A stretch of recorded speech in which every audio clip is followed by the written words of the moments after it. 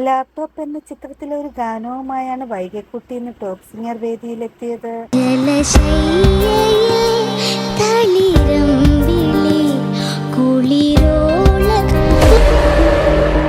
കല്യാണി മേനോൻ ആലപിച്ച ഗാനമാണ് താരം വേദിയിൽ ആലപിക്കുന്നത്. ഈ ഗ്ലൂം വരുമ്പോ എന്താ പ്രശ്നം എന്നറിയാമോളെ, അതിന്റെ സംഗതികളൊക്കെ അങ്ങ് പോകും.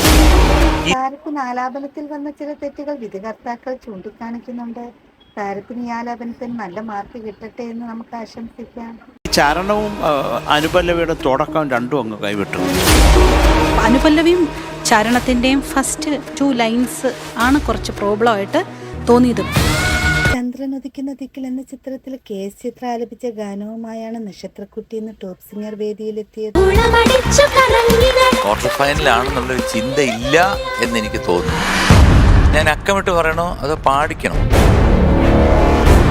താരത്തിന്റെ ആലാപനത്തിന് ചില തെറ്റുകൾ സംഭവിക്കുന്നുണ്ട്. താരത്തിന് ഈ ഗാനം നല്ലതുപോലെ ആലപിക്കാൻ കഴിയട്ടെ. സംഗതികൾ സ്ലിപ്പായി പോയി, ചില സ്ഥലങ്ങളിൽ ഫ്ലാറ്റായി, അനുപല്ലവി കഴിഞ്ഞിട്ടുള്ള ചൂളമടിച്ച് വിട്ടുപോയി. വടക്കു നോക്കിയന്ത്രം എന്ന ചിത്രത്തിലെ ഗാനവുമായാണ് അബിൻ കൃഷ്ണ ഇന്ന് ടോപ്പ് സിംഗർ വേദിയിലെത്തിയത്.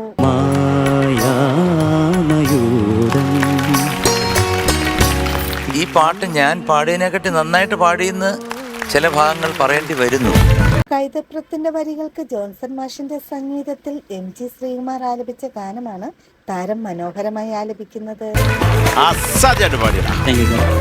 പല ഏരിയയും രോമാഞ്ചം. എസ്പെഷ്യലി അനുപല്ലവി. താരത്തിന്റെ മനോഹര ആലാപനത്തിന് 100 മാർക്ക് കിട്ടട്ടെ എന്ന് നമുക്ക് ആശംസിക്കാം.